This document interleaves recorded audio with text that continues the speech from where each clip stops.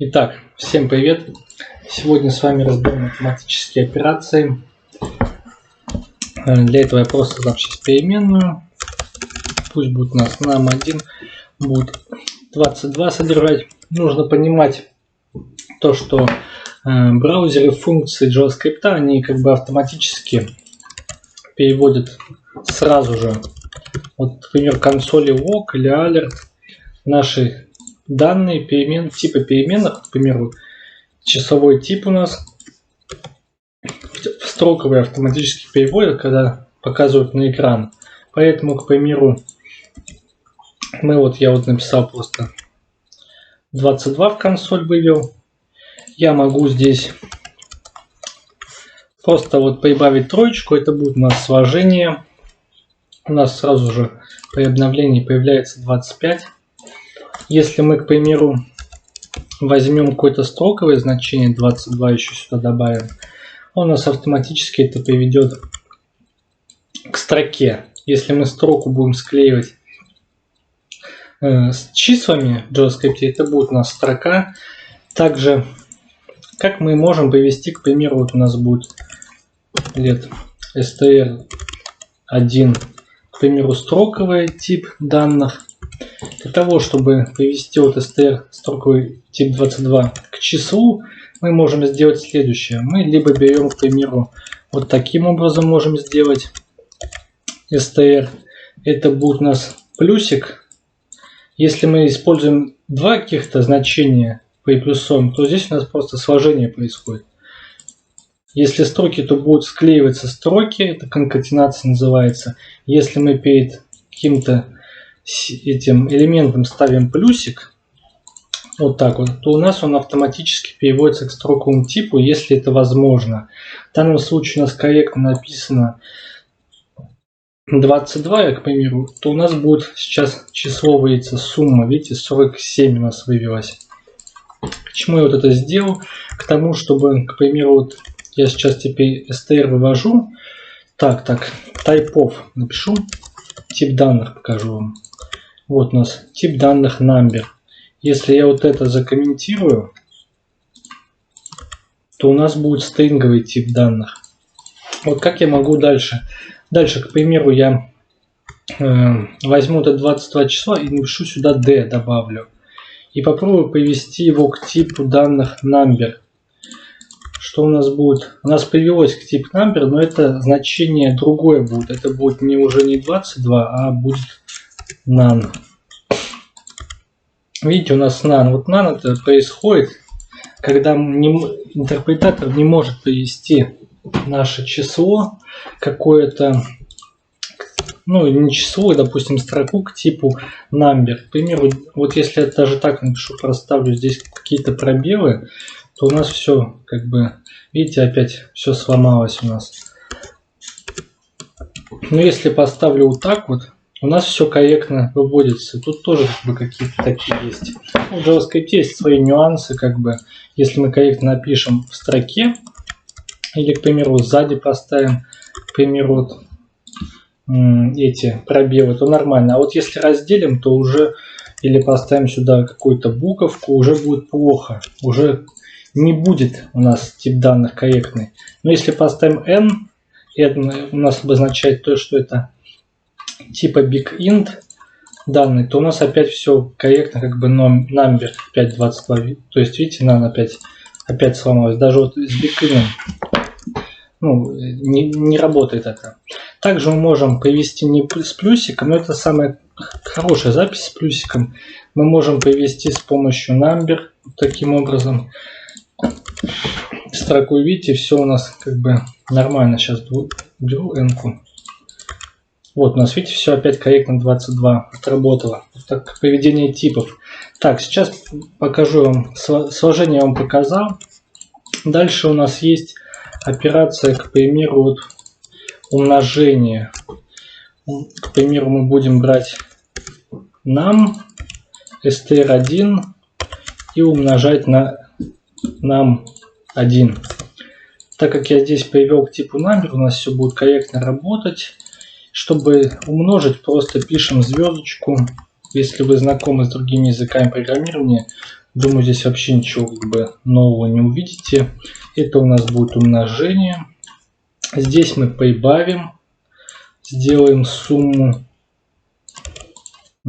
Здесь я, к примеру, покажу вам минус. Здесь все как бы быстро. Так, дальше я, к примеру, вместо 22 напишу 10, пусть будет. Это нам нужно будет, к примеру, вот для того, чтобы целочисленное деление это у нас будет. Целочисленное, грубо говоря, когда мы делим и остаток от деления целочисленный. И также сейчас выведу просто обычное деление у нас. Вот я сохраняю, перезагружаю. И вот, видите, у нас все красиво вывелось в консоли. Вот таким образом, вот умножение 22, целочисленное деление двоечка. Так, 2,2, целых 2,2. Здесь у нас минус 12. Здесь, надеюсь, все понятно. Также у нас в браузере есть объект матч, встроенный вот такой матч. И у него есть какие-то тоже много набор математических операций, типа, не знаю, SQRT. Это вот корень квадратный. Ну и там много π, SQRT и так далее. Синус, косинус. К примеру, вот выведу π. Если не ошибаюсь, он просто так. Это свойство π у нас такое. Вот. И здесь все тоже как бы понятно. Матч используется, если какие-то операции там нужно вычислить, косинус и так далее. Ну, я в своей работе это редко вообще использую, этот number. В основном нужны какие-то обычные простые математические операции. И поведение типа. Поведение типа очень важно знать. И желательно, я думаю, использовать все-таки строгое поведение. Ну, как бы сохранять тип данных, чтобы потом ничего не ломалось. Потому что, к примеру, попробуем сейчас какие-то логические, к примеру, сравнить вот так str с number. Это у нас будет, здесь выведется true, потому что str больше нама. Видите, также мы числа можем сравнивать, к примеру, больше или равно. Больше это или больше или равно. Тут меньше или равно. Можно вот двойной тип или тройной. Вот, кстати, двойной тип и тройной отличаются вот это тем, что будет тип данных равен. Сейчас я покажу. Вот, к примеру, здесь 22, а здесь 22. Вот таким образом. Сейчас так. Это мы можем так сравнивать числа. Видите, здесь у нас true, а здесь false. Потому что тройное равно, оно сравнивает не только равенство, но и тип данных. Если я, к примеру, здесь поставлю двойное равенство, то у нас как бы везде опять true, видите, теперь поставилось. Хотя при тройном равенстве, вот при таком вот, у нас false здесь будет. То есть вот здесь вот будет false у нас. Видите, у нас здесь false, а здесь true. Поэтому при сравнении желательно, к примеру, можем вот так вот привести здесь тип, и теперь уже у нас станет опять true, потому что у нас тип стал как бы number, тип number, да, часовой тип. Также, если вы хотите, к примеру, привести число к минусу, мы можем использовать просто вот такой, сейчас напишу вот это, скопирую просто для красоты. Вот это будет у нас минус str. Просто ставим минус, и у нас приводится str к типу, ну, минусовой становится. Вот это станет минус у нас, просто минус. Чтобы, к примеру, увеличить на один элемент, сразу же, к примеру, вот такой используется двойной плюсик у нас.